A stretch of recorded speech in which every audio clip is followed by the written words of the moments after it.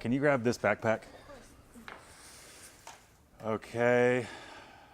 Is it just going to start? It says going live in 0. There it is. We are live. Just kind of starts on its own now. Kind of intense. Okay, this is my dog's butt. For anybody who's curious, I'll explain that a few more times. You're such a good girl. That's the best I could do. She's a little camera shy. So, a few things. New microphone. So as always, you'd think I'd have it figured out by now, but let me know if that audio is sounding good. I am going to switch screens here. We got 10 people checking in. 14, there we go. People are starting to trickle in.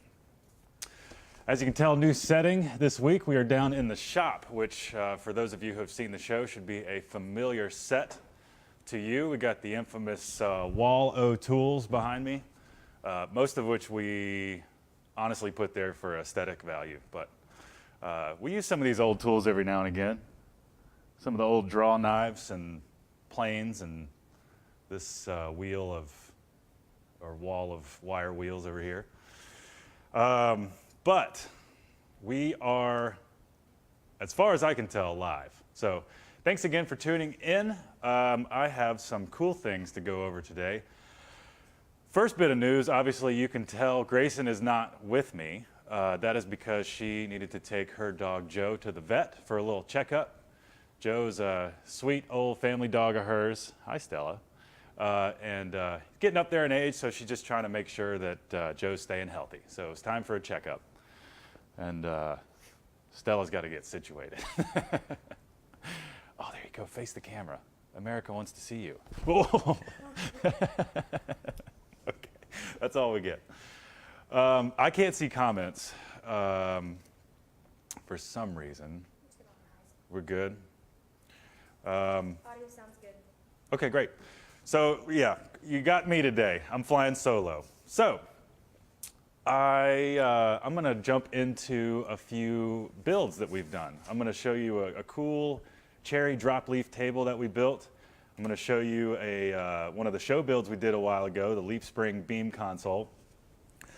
Going to go over an old salvage we did in Winston-Salem, a new salvage we did in Blacksburg, Virginia, and then show you some new warehouse items. So let's jump right in. Sorry, I have something in my throat. So the first build is, I'm going to do it over here. So this is a custom cherry drop leaf table that Steve built down here. For those of you who have seen the show again, you might remember Steve. Steve is a very talented craftsman and woodworker, metalworker, multi-skill extraordinaire. He has vastly improved my TIG welding experience, but he actually has some interesting history in timber framing. And timber framing, for those of you who don't know, is the process of building log homes, post and beam homes, cutting mortise and tenon joints with big chisels and big hammers. So this table, I kept telling myself I was going to find a better way to show pictures so you could still see me, but I haven't done it yet, so hang in there. This table started as some solid cherry beams, and Steve used our, we all good? Steve used our nice Powermatic joiner and planers to wrestle these things into square, which, first step of anything when you're working with salvage material is to establish some sort of regular dimension so that you can then take measurements and start to really build something from it. Unless the desired goal is just to hang it cosmetically like a mantle. You might not always need to take a beam and cut all the character off of it if you're just going to hang it on the wall and make a mantle out of it. So, but in this case, took it down to some interesting dimensions, and then Steve brought some of his cool timber framing tools, these big chisels, to cut some mortise and tenons out of it. And Steve's over there. You're good.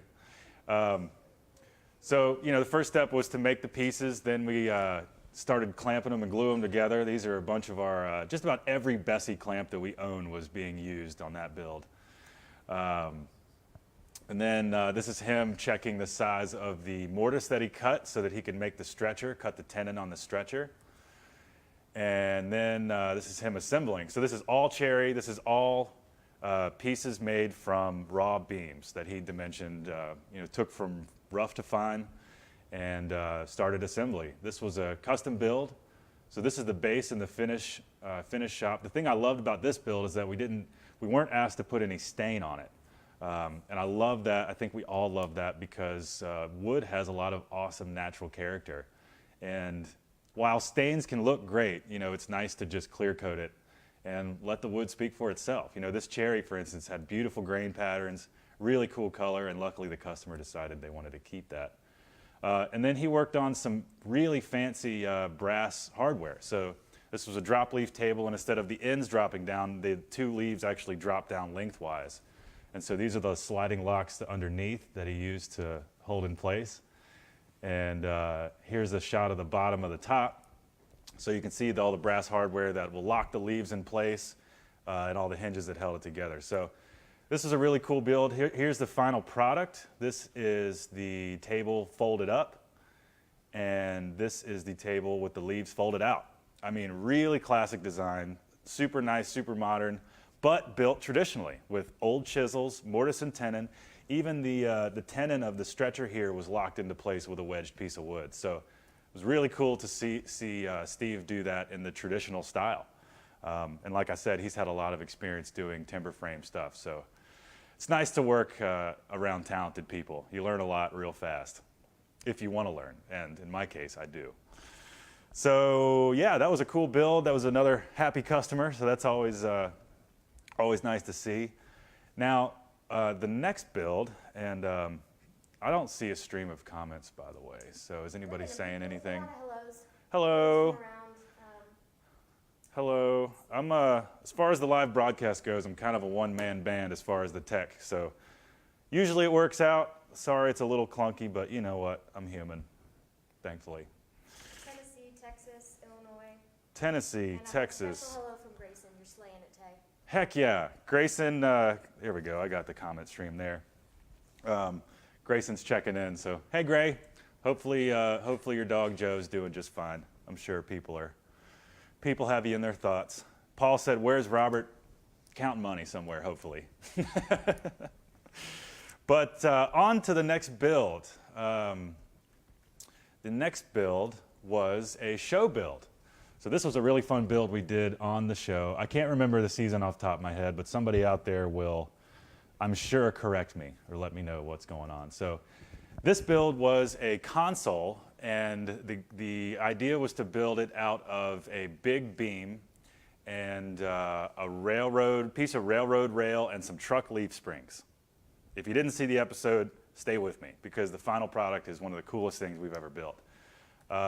Started with the rail. This is me in the metal shop throwing some sparks. This is, I had to sort of wrestle with the leaf springs a little bit because I got them from a local auto salvage yard, and we actually cut them off of an old truck frame that was out in their backyard. So went straight from the vehicle to our metal shop.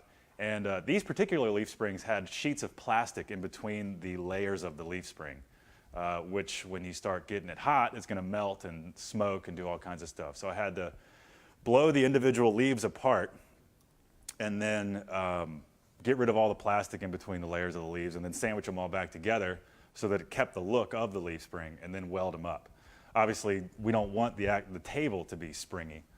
Oh, my focus was doing wild stuff. We don't want the table to be springy, so we kind of needed to weld it solid.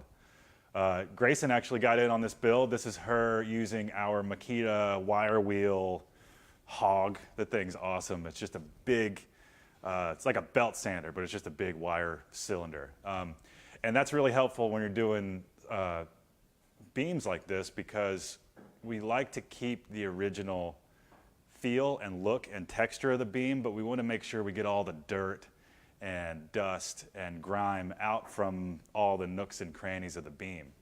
So you can hit it with a wire wheel like that, and it sort of digs in there and cleans the wood out, but it doesn't jeopardize any of that awesome texture. So a nice tool to have. Carrying the build all the way through, this is it being mocked up. There's that piece of railroad rail. The leaf springs, which we had to cut and sort of join together. If you saw that episode of the show, Grayson actually helped me out on that in the metal shop, which is always nice to have a helping hand, and furthermore, a second opinion.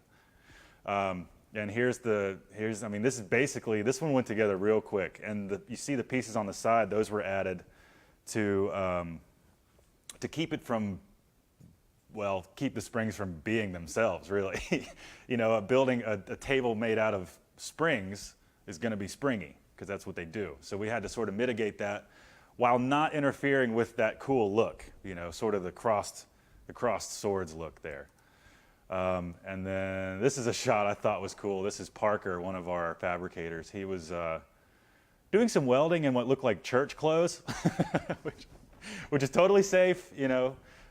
He had all his skin covered, but it was his decision to potentially put a few burn holes in a nice shirt. But I thought the picture came out pretty cool.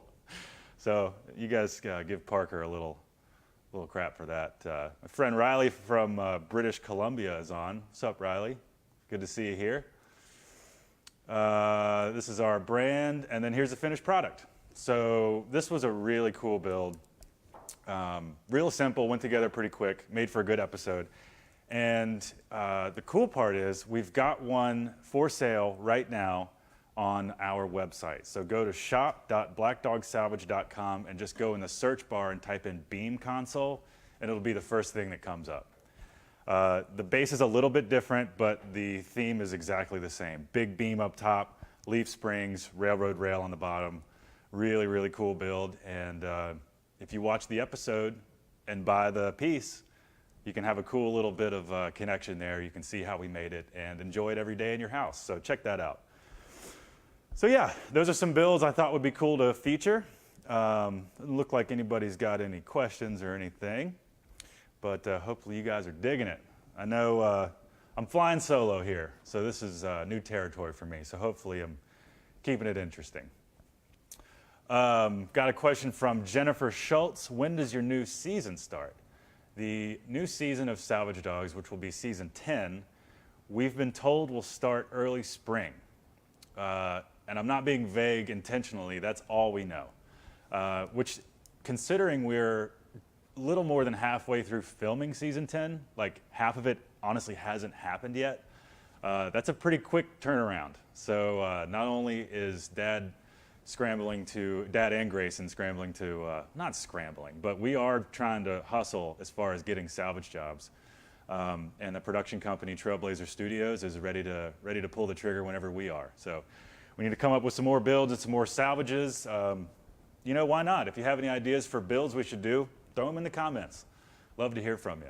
And as far as the salvages go, if you are, let's say, preferably on the east coast of the country for now, and you have or own or know of, at least the owner, of barns, cool old buildings that you know are slated for demolition, and you kind of know who's behind the project, you know, we can't just show up to some random building that seems to be abandoned and just start salvaging. I know people have done that. Let me remind you that is illegal, and you need to do all the proper legal stuff as far as contacting the owner.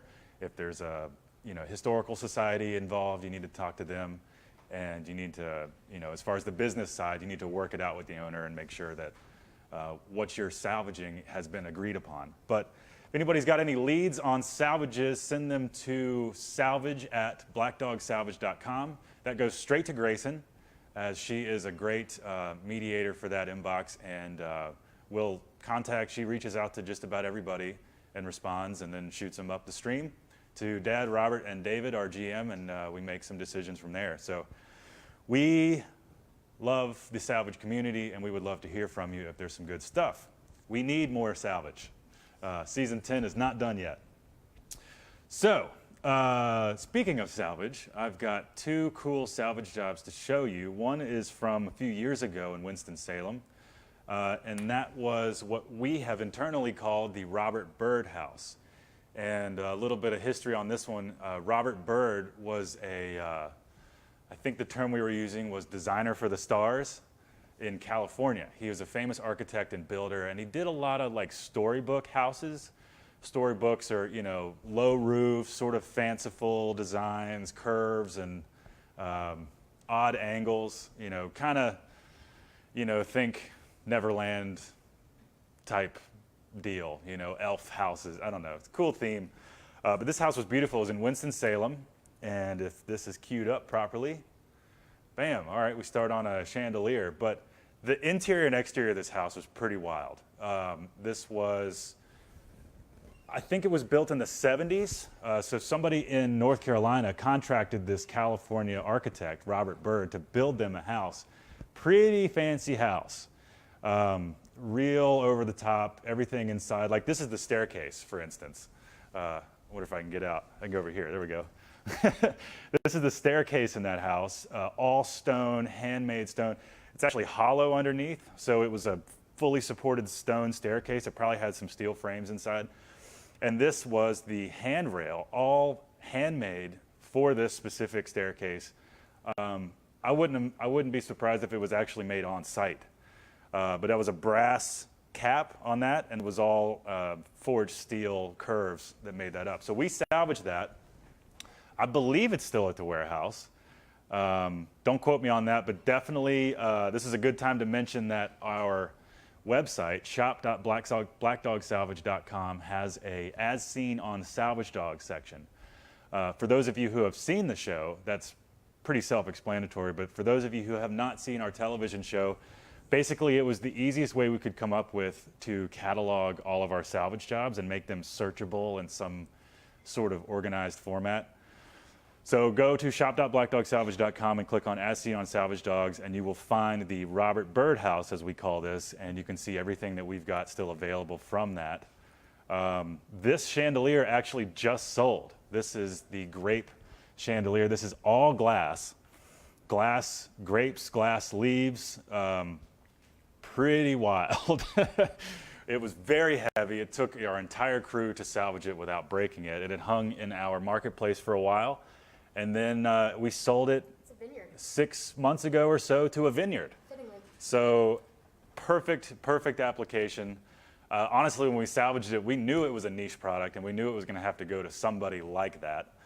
So it worked out, you know, and that's one of those things where it can be a gamble. You know, you salvage something that takes a ton of effort and the whole team and all this work and prep, and you're like, well, if it never sells, what are you going to do?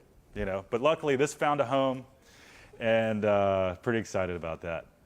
Here's another shot of that crazy staircase. That's the front door. So it had this wild like header that was circular shaped with a chandelier there, all handmade. There was all the wall paneling was California red cedar in this building, which was pretty dang unique, honestly. We have used a lot of that for builds since then. In fact, the one that comes to mind is the coffee bar in the upstairs hallway of our stone house vacation rental property. Was a steel frame with leaded glass windows and then California red cedar for the backsplash of it. So cedar is great to work with. It's pretty moisture resistant. It cuts well on saws, and it shapes well, and it chisels well, and it's not that heavy. So cedar's a great material. And we have some more of that at the warehouse. Here's another shot of that cedar paneling. This is all shiplap, I believe. And shiplap, as opposed to tongue and groove, where it fits together like that, shiplap is sort of, how can I do this with my hands? Sort of lays over like that. You know, it's not full on tongue and groove, but it's sort of like S-shaped. If I were more tech savvy, I would have an infographic to put up right here. But point is, shiplap's nice to work with. You can cut the tongue and groove off of it if you just want dimension boards for a project, or you can use it again as wall paneling. So that's pretty cool. We got a lot of that from that job. This was not a front door. This was just a double door with side light set that separated. Hey, shush, Stelly, it's okay. This was a stained glass double door set that separated 2 rooms in the house, and we sold this as well. These were beautiful. Here, I'm going to turn this off. For those of you wondering why there's a growling dog, that is my associate here, Stella. Hey, everything okay? What, you don't like stained glass? Nothing I can do there. So this beautiful door set sold. It was a joy to salvage. It was oak, I believe, solid oak, amazing hardware. I don't think I have another close-up of that, but pretty dang nice. This was a bell outside. Sorry, I went really fast. Nice bell outside we salvaged. These were some interesting metal. These are not stone. These were metal lions out front that we salvaged. I did not see if... Oh, okay. Well, here's a perfect example. So people are asking why that house was coming down. Perfect time to talk about how that stuff works. So this house was not old, and it could be lived in again. And I honestly can't remember if it was coming down or just getting fully remodeled. I want to say it was coming down. But in either case, what happened was somebody bought it fair and square, you know, and when that happens, it's up to them what to do with the house.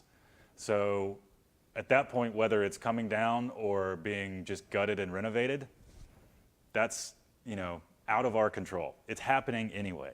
So in that position, you have to make the decision, you know, if this is inevitable, which theoretically it is, we still want to save as much as we can. You know, you see this all over the place. You see buildings coming down. And you know, the least painful way for this to happen is to see a building that is beyond repair. And that's obvious that it has to come down because it's no longer safe for human habitation, really. We've seen that in old churches. We've seen that in really old houses that are just, you know, basket case money pits that have 200-year-old wiring and no insulation and that kind of thing. This house was, as far as the building that we see often, is fairly modern.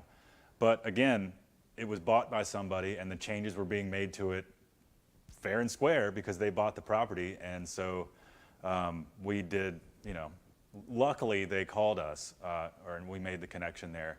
I'm sure Grayson, if she were here, she could tell us how we made that connection. But luckily, the connection was made, and we were able to save some stuff before, worst case scenario, got thrown away, scrapped, or burned. So that is an unfortunate fate that happens to structures all over the place, and we are only one company. So we wish we could salvage and save everything, but we can't. Because also, contrary to popular belief, it is just the five of us, sorry.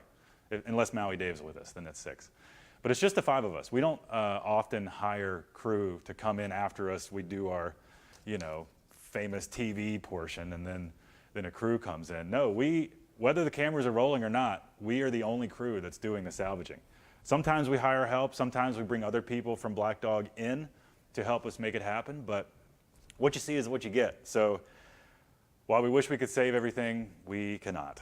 So anyway, that was the Robert Byrd house. There's some cool stuff from that, I'm sure that we still have. Again, go to shop.blackdogsalvage.com and click As Seen on Salvage Dogs and find it there.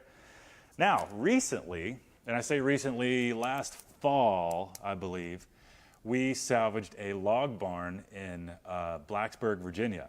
We are in Roanoke, Virginia, and Blacksburg is only 35, 40 minutes away. Pretty cool that it was close, but here are some deets on that. Here's a picture of my cheesy face doing what I love to do, operating equipment. Thank you to United Rentals, badass company that always helps us get the right equipment to get the job done. It is physically impossible to do what we do oftentimes without hydraulics. And, you know, we own 2 Bobcats ourselves. We own forklifts and all that, but like this kind of specialized stuff, you know, tracked loaders, variable reach forklifts, that's the kind of stuff that is absolutely crucial, especially when we're salvaging a barn, no roads, all off-road. You need something with big tires, lots of power, and United Rentals delivers it for us, drops it off, and then picks it back up when we're done. So you guys need any equipment rentals ever. They are nationwide. I think they're actually international as well. So hit up United Rentals, super great company to work with. And that wasn't a paid plug. I don't have like a tagline they want me to say, but I can make one up. Giving you the power to get stuff done. How about that? Anyway, dig that place. So a new I will show you pictures of that barn now, continue. So this is the barn. So it was on a real big piece of property. Guy had a lot of horses, I forget the guy's name, but he was really, really nice to work with. This is actually two structures. So this is an old log building that was then added onto with like the hay loft and all that. This is the interior of the structure. Absolutely beautiful. All hand-hewn beams that are fit together log cabin style. So if Steve were here, he could give me the proper terminology, but they were cut out what I'm going to call a bird's mouth, and they just sort of link and log together. Gravity is what holds them together. There's minimal physical connection there. And then, those beams, they are huge. They were probably 12 by 10, 12 by 8, various sizes. We did not label this one to be reassembled for two reasons. One, it's a pretty niche thing, and we're not barnwood builders. Love those guys. I love that they do what they do, because that really does take a special kind of thought process and company to be devoted to dismantling, labeling, repairing if needed, and then reassembling log structures. We have a few that we've taken down that we've labeled. The Drake's Branch one we took down and labeled. But this one, the Drake's Branch, needed a few beams to be replaced. So this one was a perfect source of project wood, and it had the right size beams to use to replace some of the rotten ones on the Drake's Branch job. So here's another shot of the building. There's the hayloft. This is our lovely fleet. There's our Chevy that we love oh so much, and this is it's a nice juxtaposition here, actually. A nice 2018 Chevy Silverado next to like a 25-year-old Isuzu box truck that just keeps hanging in there. So, we use what you got. Box trucks are awesome. Another thanks to United Rentals. This is the kind of thing Dad's in a lot, the man lift, the infamous telescoping man lift. Again, another crucial thing to have when you're taking off paneling that's 20 feet off the ground. Here's a picture that for some reason I have. It's a picture of my dad eating a banana on set. So there you go. Enjoy it for what it is. That's the production van Trailblazers setup. There's Zach Boyd. Shout out to Zach Boyd. He's one of the best. Saw him rise from PA to, I'm going to call it assistant camera, B-cam. I'm not sure what the technical industry term is, but, love Zach. And, bananas are good for you. Get that potassium fix, folks. Here's Dad and Robert having a discussion on camera. You guys can venture to guess what they might be talking about. Robert looks like he's scolding Dad maybe in this shot. He's not that mean, contrary to what you might think. Robert's actually a softie, but don't tell him I said that. They're probably reflecting on the day. This looks like it was the end of day one. This was a 2-day job. Here is some wood, and there's the infamous Maui Dave, my dad's friend from the yachting days and my godfather. Awesome dude. He's a truck driver. He helps us move our rigs around, and in this case, he helps us denail wood paneling. So kudos to Dave. Here's the other half of the building. So this is the original core of the building, the log structure that they built first and then added onto. There's a forklift in the background there for scale. This building, this is a 2-story tall log structure with a roof. So we salvaged this whole thing. There is a time-lapse video somewhere on our social media of this being taken down. Share it again. We can share it again. And then this is it. This is my victorious moment. After the whole building was down, I had to park my favorite piece of equipment on top of what was only the platform, the foundation there, and take a little victory shot. So again, hydraulics are awesome. Thank you, United Rentals. Okay, so there's a little salvage news. Continuing on, some new items in the warehouse. We just did a pick in, Providence Forge, Virginia, I believe. And it was a lady whose dad was into prints, not only the creation of, but the duplication and preservation of big prints. And they were cleaning out a warehouse. It's actually where Grayson and I went live 2 weeks ago, if you remember that. So we have now processed, weighed, measured, and listed online these cool flat file cabinets. They were being used to hold prints, as I said, but they're also useful for architects contractors, city planners, people that deal with large format prints that need a way to organize them. These are almost new condition, honestly. They have been in use for a long time. This is just a screenshot, but if you go online to the exact page that I'm showing you right now, we took pictures of the maker's mark, the stamp, the seal on the side, and has the information, the date, and all that on it. They are awesome. If you are an artist or architect or a large format photo printer, anybody like that, we have these in stock now online, ready to ship or be picked up locally, which the second option is easier for both sides, but we can ship. All right then, so that is all I've got for Salvage news.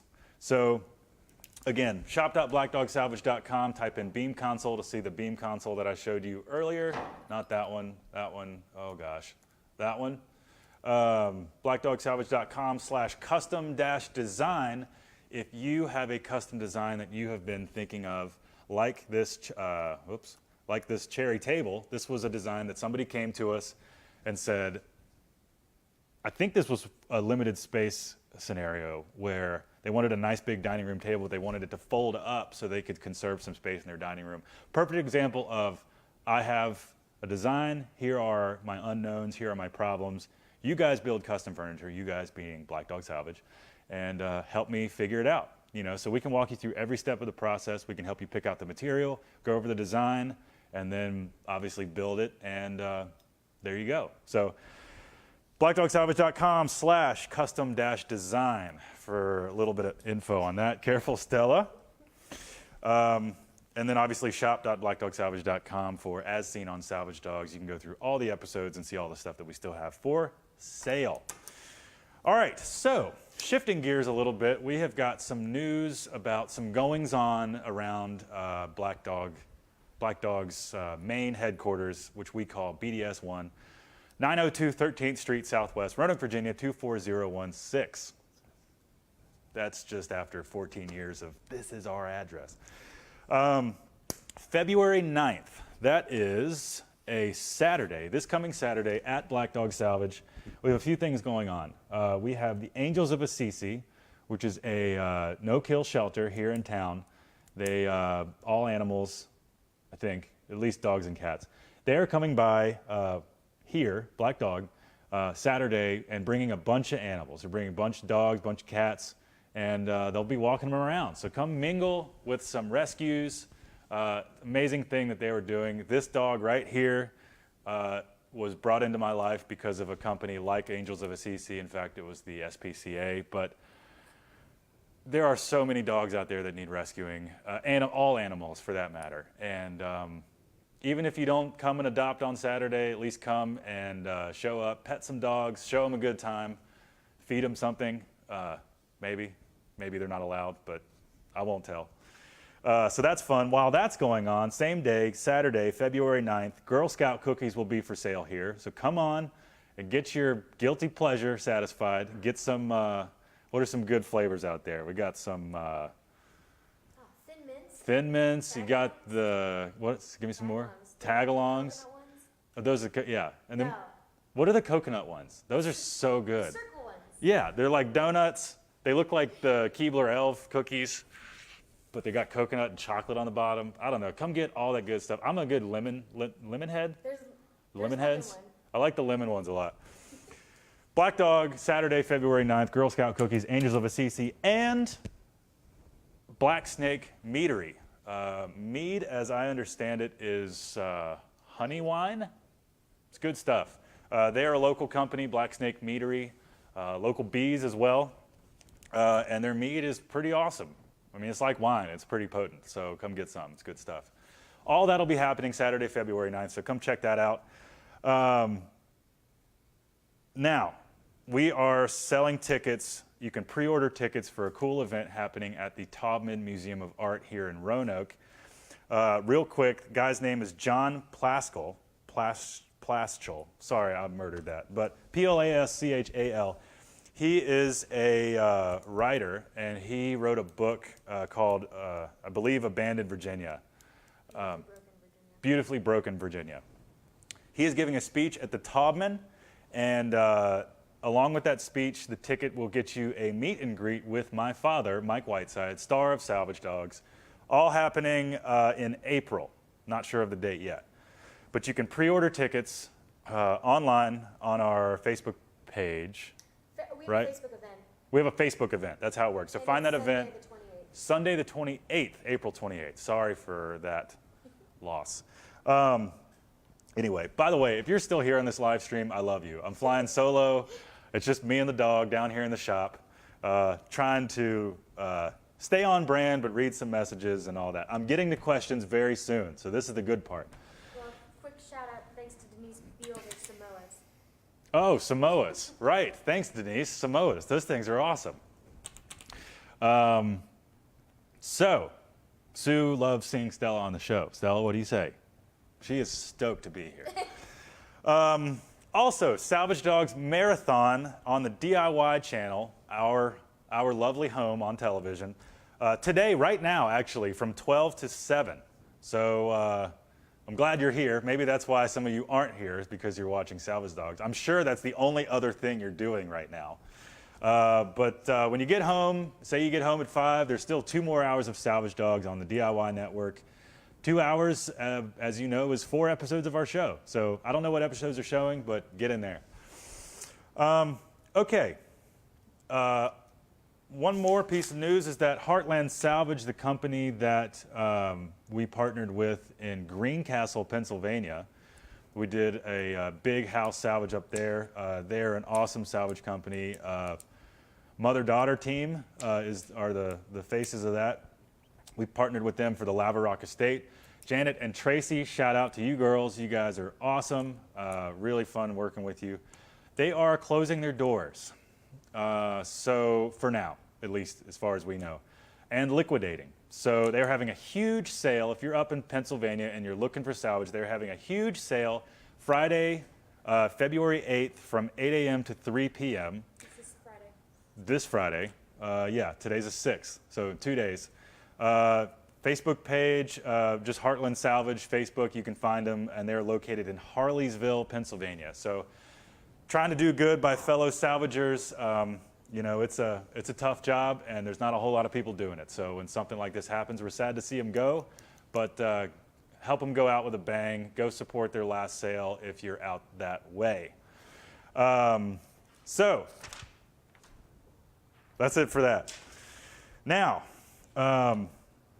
wait, did I need that still? No. Okay. Cool little bit of fan interaction. Not long ago, in a snowstorm in Ohio, we were in Barnesville salvaging 2 houses. These houses were part of a dairy farm, at least one of them was, and the one I'm going to mention was. And we were contacted by some people on Facebook that said that they had been there, gave them their patronage, knew the people. So quick shout out right now to a lady named Donna Hunter, who contacted us on Facebook. That is her husband's family.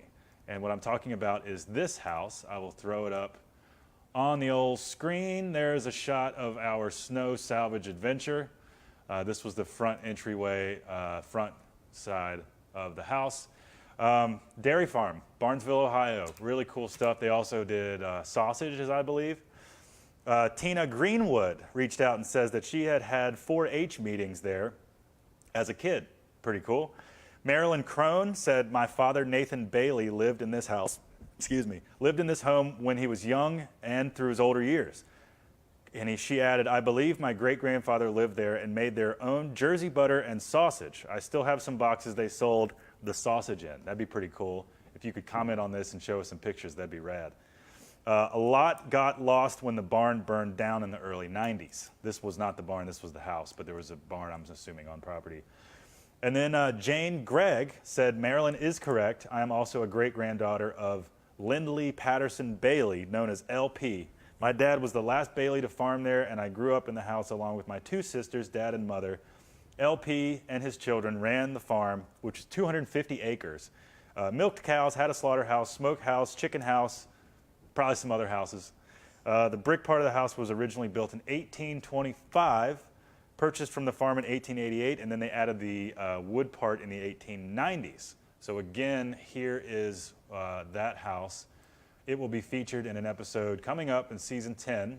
Dad and I salvaged this front porch section, and we're careful as we could be, spoiler alert, to not break the gingerbread here, all this fancy woodwork. So that's all I'm giving you on that little something there. You're gonna have to tune in and see that. Here's the interior doors, beautiful stuff. Thank you guys for reaching out. It is really cool when we can connect the buildings, which are often vacant and unrepresented, with the people who know more about them, because we often don't get the full story. So keep doing that. You know, if you see something online, something that we missed, something on the show that you have more details to add to, it is through mediums like this stream that I'd love to continue to connect with people like that and give you some sort of voice. And obviously it helps us and everyone and the people who eventually buy the stuff have more appreciation for what it is. Because after all, we really sell the story. That's the main thing we sell here. So, all right, time for some questions. Which one did I throw away? I can shoot them to you. Do you have the questions? Yeah. No, here they are. Got them. You got 'em. Okay, they're at the top of this. So, Dane Capley, Kaple, Capley? Dane, sorry. It's been 40 minutes, folks. I'm getting washed out. Diane Capel, let's go with that. She asked, what is the toughest demo job you guys have done? This is probably the most popular question we get. Personally, the first one that came to mind was the silo, the first silo, the curved glazed block silo, where the infamous Captain Silo was deemed. That was in Bedford at the old Elks home. That was a rough one. That was a 3-day job. Every row of block in that silo had steel bands holding them all together, inlaid in the concrete. So it wasn't just a matter of, chip the grout out and separate it. You had to take them off in rings and sections. And if you saw that episode, I'm sure you saw the stress on our faces, because that was bizarre. So that's the one I've got. I mean, none of them are easy, because inherently this business is not easy. The things that we salvage and work on were built in an era where pride was much more on the forefront. And I'm not saying builders now don't have pride, but the way things were built, they were built to last. I mean, some of these houses that we salvage are built like castles. So obviously, if they're built well, it makes the removal technique, if I'm being generous, it has to adapt and it's hard. So, but that's where good gear, good prep, and lots of knowledge, and someone like Robert, who is basically our Google, comes in and he can tell us how to take things apart. Susan Van asks, has anyone been seriously injured during demo? We've all had gashes, cuts, bled, psychological trauma, headaches. But thankfully, no broken bones, no lost fingers, no real dislocations. Probably the worst thing that's happened to me is getting something in my eye, I would say. That's never fun. And I wear glasses, and I got big glasses, honestly, on purpose. I'm sorry, by the way. I just had to burp, and I tried to hide it. But if you heard that and you got grossed out, I'm a human being. Getting something in your eye is never fun. And I have these big glasses on purpose to kind of help protect what they can. They're not the best solution. I've been looking around for proper prescription safety glasses, but as I need prescription glasses, it gets expensive when you're looking for safety glasses. But when we're using concrete saws or grinders, we try to go for the full face mask because of that. We're all adults now. Like when I was a kid, I was like kind of against safety wear because you just don't look cool, whatever that is. I'd honestly protect my vision than pretend to look cool on national television. So you guys out there who do work in a shop should have the same mentality. I would rather see, I don't know about you, but I would rather see well into my old age than quote unquote look cool on camera. So safety, safety, safety. Understand what you're doing, have good knowledge of the tools you're using, and understand the consequences of applying said tool to said material dust, sparks, all that. Be aware of what's going to happen. So yes, thankfully we have not had crazy injuries. Thank you, Susan. Ray Barth asks, hey Tay, when's your show starting? I answered that earlier, but sometime early April, early spring, I believe. I'm not being intentionally vague. That is all the information we have right now, being that we are only halfway done filming season 10. So, you know, we got to finish it first. Bob Chandler asks, how do you like working with your dad? Well, being that I've already been talking for 45 minutes, I'll keep it short. It's challenging. Dad has taught me a lot, and most of what I know how to do with my hands I can attribute to my dad. How he learned everything that he knows can only be attributed to a lifetime of doing different jobs and staying curious, which I very much have inherited from him, that in curiosity. Every time I see something new, I want to learn it. But Dad and I butt heads, you know, not often, but every now and again. I mean, every father-son team out there knows exactly what I'm talking about. When you have that extra layer of that is family, you know, not only do you have the natural stresses of the job and the employee-employer side, but I mean, you got your family issues too, if there are any issues, and it all sort of blends into one soup, let's say. But he and I have established a really good working relationship, and our personal relationship hasn't suffered too much. We're still good friends. Love you, Dad. It's tough, though, sometimes. Connie Smith asked, do you have as much fun with the group as it seems on TV? Yeah, that's all real. Mainly because I don't know how to fake laughing. I'm not an actor, so the laughs you see are true, man. We have a lot of fun working together. And the fun is, I think, important because the work is really hard. And if you're